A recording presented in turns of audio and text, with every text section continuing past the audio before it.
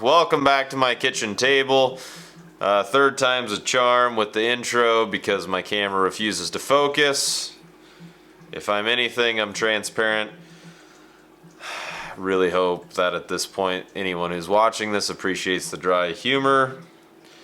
The reason I'm here tonight doing this tackle talk is to talk about Droptine Tackle. Anyone who has watched Glenn's videos over the course of the winter knows that him and Dave absolutely slayed on the Droptine Tackle growler last season.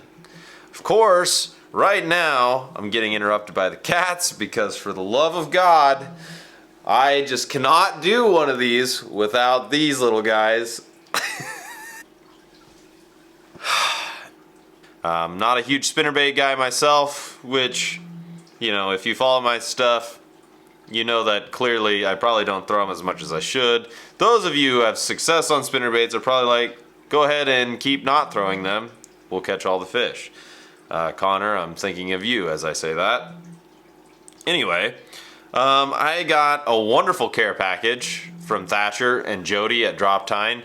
So I'm just going to kind of go over some of the stuff that they sent me. There's a lot of applications here, a lot of different things to talk about, and some stuff I'm really excited to chuck around this coming season in my waters, Wisconsin waters, maybe even Canadian waters, wherever the muskies take me this year. Okay, so without further ado, let's just kind of bust into some of this stuff. Seriously? God. Go to bed. Why are you like this? Thatcher, I'm sorry for all these interruptions. My God.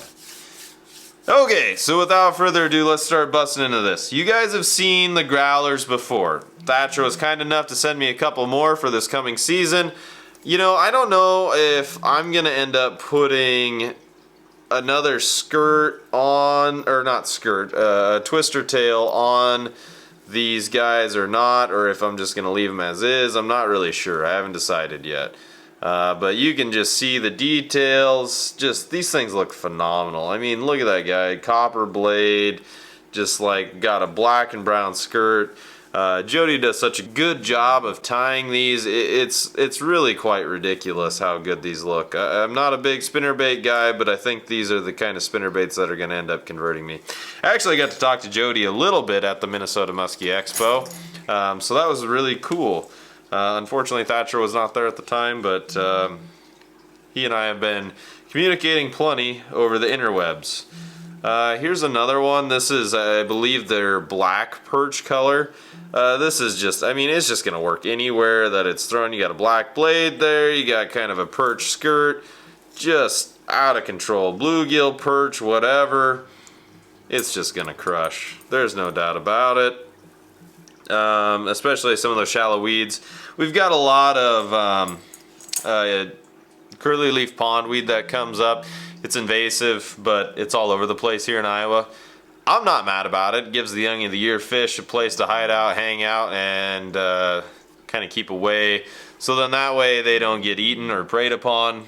And it gives the muskies a place to get some oxygen and hang out too. So definitely not mad about that. But yeah, those baits should do phenomenally well within those applications. Moving on, we've got kind of another similar but different take on, you know, your 9-10 combo. It's making a ton of noise. So we've got a 9-10 combo here. I believe that they call these the non-typicals. So really excited in one of my favorite colors, you know, the lemon head / lemon drop. Muskies are similar to me in that they like candy and have sweet, a bit of a sweet tooth. So can't beat the lemon head, lemon drop. This thing is going to crush. Maybe not right away, definitely in the fall. Looking forward to it. They've got some interesting like beadwork here, which is a little bit different. I'm not sure if my camera will get there to focus if I can avoid hooking myself. You can see how those beads are just a little bit different, laid out in kind of a different way that makes them unique. I'm assuming, I haven't thrown these around much yet, but I'm assuming that that gives them a little bit of a different grind, a little bit of a different noise than what you would typically come to expect from a bucktail with round with round spacers on it. Alright, here's another one that's very unique to the Droptine lineup. This thing is called a base jumper. This has got mag double nines on it. Come on camera, there we go. Mag double nines, and you can see it's uniquely built with this weight in the front. And the whole point of that weight in the front is to allow it to dip and dive. It's kind of like the Canadian version of a grenade from my understanding. Again, I haven't had the opportunity to throw any of these. Again, I don't even really know how long Thatcher has had these out. But awesome little grub tail, meant to get down there. There's a lot of applications in the later fall, a lot of applications in that summer transition where this kind of bucktail, this kind of pattern should really excel, getting those blades a little deeper than the muskies normally expect or are normally used to. Moving on, I've got a couple other goodies here to kind of dive into.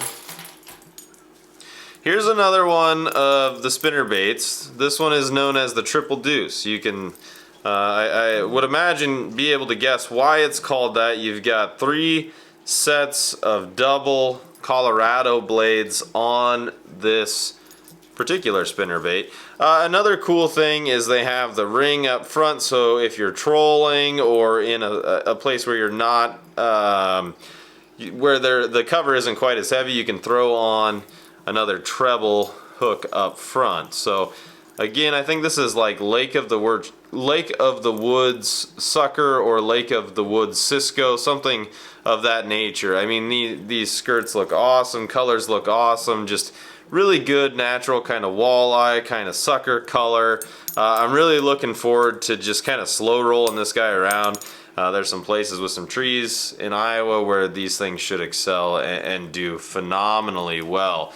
Again, another thing that I really like about these bigger ones, whether it's the growler, whether it's the triple deuce, is it's like there's nowhere where this wire is just straight up bent or molded onto lead or anything like that. There's no place where it has been made to create a weak point. All of these bends are rounded, making sure to eliminate any sort of weakness that could kink the wire and potentially cause issues there. Obviously, there's no such thing as a perfect wire or a non-resistant to bend wire, whatever the case may be. But the cool thing about these is it seems like they have taken every care in the world to make sure that you don't have to worry about, you know, them kind of bending out and eventually flexing to the point where they break. Here's another triple deuce. This one is in the heavier model.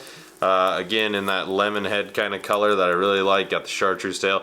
You can tell I just got these this week because I haven't even taken the stickers off these yet, and like I haven't even figured out where they're going in the go box.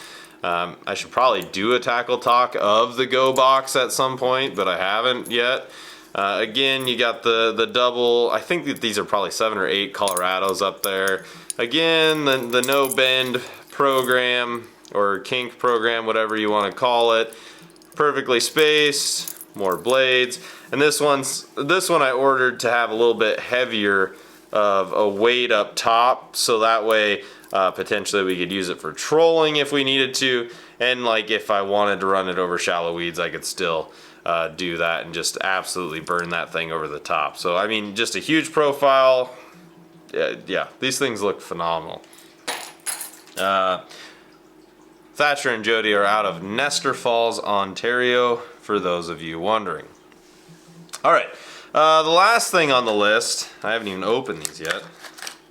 So as I was talking to Thatcher and kind of going over some of the different things that our bodies of water have that maybe they don't up north in Nestor Falls, Ontario, is we have wipers. Those of you who have followed my channel, watched my videos and stuff, know that when the water's too hot or when the bite is right, I like to try and get out and chase the wipers a little bit. Because of the wiper situation here in the home state, I was able to grab a couple of these 3-inch tubes along with some 5s and even a 6, just in case the shad bite is really rocking and rolling. I got a couple of these 3-inchers with wipers specifically in mind. I kind of described wipers to Thatcher as like, this is like the southern version of a lake trout. I mean, they're not lake trout, but like, you know, they fight hard, they get fairly big.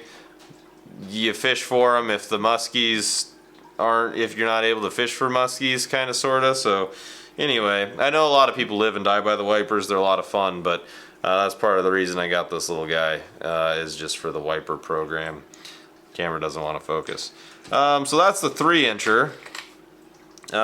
Again, we have plenty of shad lakes around here, so I was thinking, you know, some of these tubes, you know, this is another 5-inch tube here. So again, just like ripping this thing through the curly leaf pondweed in the spring and just kind of pulling it, chugging it, whatever, letting it do its thing, I think will be very, very effective for muskies. I'm guessing there's probably no wrong way to work it, and I'm also guessing that it's probably going to catch wipers, bass, whatever. I mean, that smelt pattern looks so much like a shad. It's a little ludicrous, honestly. And then last but not least, we've got the 6-inch here with kind of a fluorocarbon blade on the end. That's super cool. Yeah, I mean, this thing is just kind of a finessey, perfect kind of shad pattern for the bodies of water that I fish. It's going to be really, really good, I think, in this post-spawn period to get after some fish in a way that maybe they haven't been targeted with a tube before. I know these fish do see tubes from time to time, but maybe not tubes this size. So I guess this video will probably offer someone the opportunity to more or less think of the program the same way as me, but that's fine, especially if they order them from Droptine. So that's kind of what I'm working with from Droptine Tackle. I mean, there's just so much cool stuff there, so many cool things to think about. You know, the weather has been rough. I've only been able to get out a handful of times. The turkey hunting was tough this past weekend because we had a crazy cold front come through, shut down the birds. I've been trying to take care of some odds and ends on my own, so I just haven't been able to fish a ton. But that's all going to change starting next weekend. So by the time you're watching this, Taylor Flannery and I of Muskie Guaranteed Guide Service would have been out for a weekend, tooling around, trying to catch some fish. I'm thinking that his buddy Dono is going to join us, which will be a lot of fun. Weekend after that, Brian and Ben come down. And then the weekend after that, I've got a full weekend booked. It's going to be a lot of fun. I believe that the Chaos Boys are in town with Jonasy at the same time, so hopefully we can share some information, maybe go grab a bite to eat. It'll be a lot of fun. We've got some serious memories coming up. I've got some pretty awesome trips planned coming up for the summer, so I really cannot wait. I cannot thank the people up north enough for their kindness and taking a chance on me this winter, whether it's Thatcher and Jodi, or Adam with Top Line, or Alex with Barbarian Braid, or the Dadsons with some of their bucktails and entrusting those to me, or you know, the guys from the States that have been here with me since the very beginning, whether that's Chaos or Bucko or Matt Ridgway, Vince and Trevor, all the guys. So